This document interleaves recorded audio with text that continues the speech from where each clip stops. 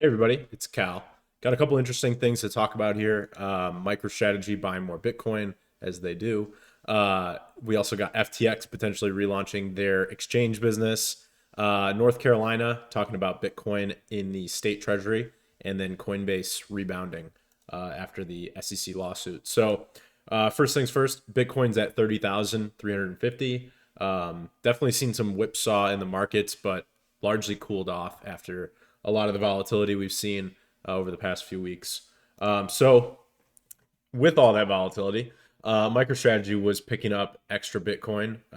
They, typically do their buys, I would say, like once a quarter. Subjectively speaking, I haven't actually verified that. But, every couple of months we hear about them buying more Bitcoin. This time it seems like it was a rather large buy compared to what they typically do. So, a little over 12,000 Bitcoin was bought. They're at a little over 150,000 Bitcoin now, which is like $4.5 billion. Obviously, a drop in the bucket in TradFi, but in terms of people holding Bitcoin, they are one of the largest. So definitely cool to see that. Will Clemente on Twitter, obviously, we all follow a lot of the things he says when it comes to on-chain analysis.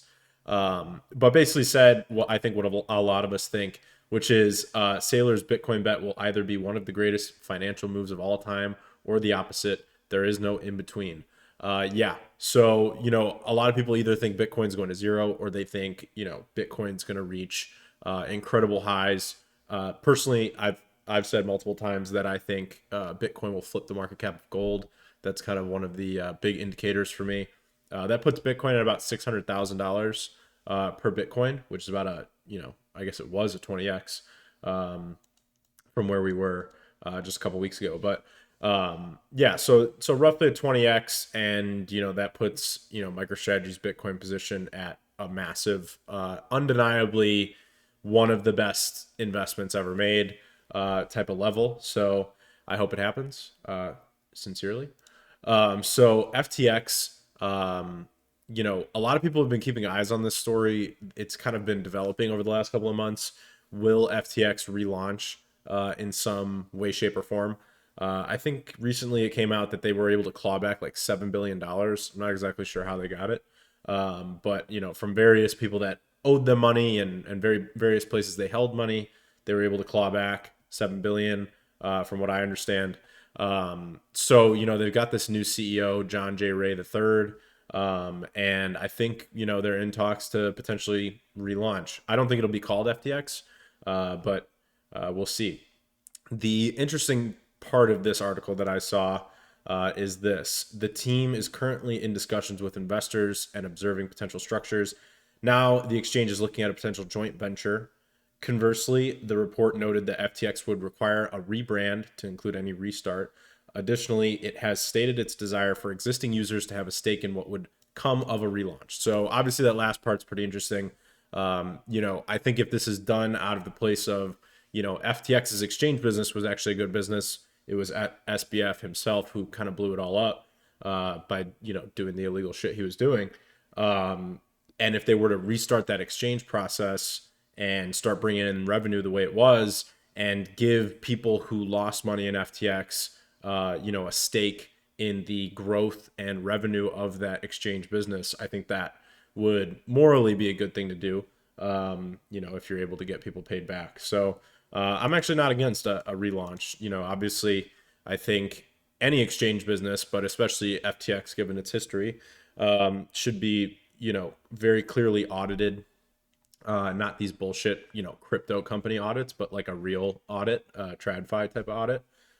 So I actually wouldn't be against this. I know a lot of people are, but if you look at people who've actually lost money in it and could stand to gain, if they do include this in the relaunch, then I think it would be okay. So North Carolina, their House passed a bill directing the state treasury to study the process of buying and holding Bitcoin. So obviously, this doesn't really mean anything in actuality. Like there's no actions being taken. But I think what would be interesting is if they started to look at Bitcoin more closely, which is what this bill is all about. And then if actions were to follow after. So definitely a developing story to keep an eye on.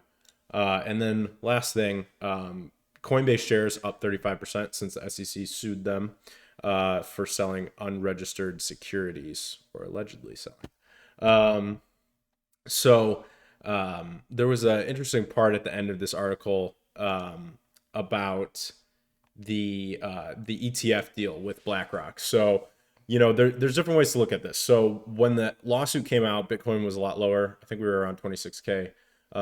So that's kind of gives you a similar move. Coinbase shares tend to trade similar to Bitcoin for obvious reasons, but I think what's interesting is that Coinbase was listed as a custodian for BlackRock's ETF, and a lot of other ETFs or ETF proposals have kind of awakened since BlackRock's was announced. So with that, I do see Coinbase as a huge beneficiary of ETFs getting approved, not just BlackRock's ETF, but other ones. Coinbase being the most trustworthy custodian in the US, for these ETFs. So I think that's the whole ETF thing is ultimately bullish for Coinbase, despite all these other lawsuit issues. And if we get down to it, when it comes to TradFi, when they do get slapped with SEC lawsuits and other things like that, they typically just pay a fine and move on. We'll see if that happens to Coinbase or not. But at a certain point, it becomes more expensive to allow the lawsuit to go on and the news of lawsuit related things to go on, as opposed to just paying a huge fine, moving on with the business, and getting a slap on the wrist essentially so that you can keep operating. So I don't know. I think Coinbase might be looking at a situation like that, especially if this BlackRock ETF starts to look good on the horizon. So that will be all for today, June 29th. I will see you guys tomorrow, June 30th. I'm sure there's going to be a lot happening.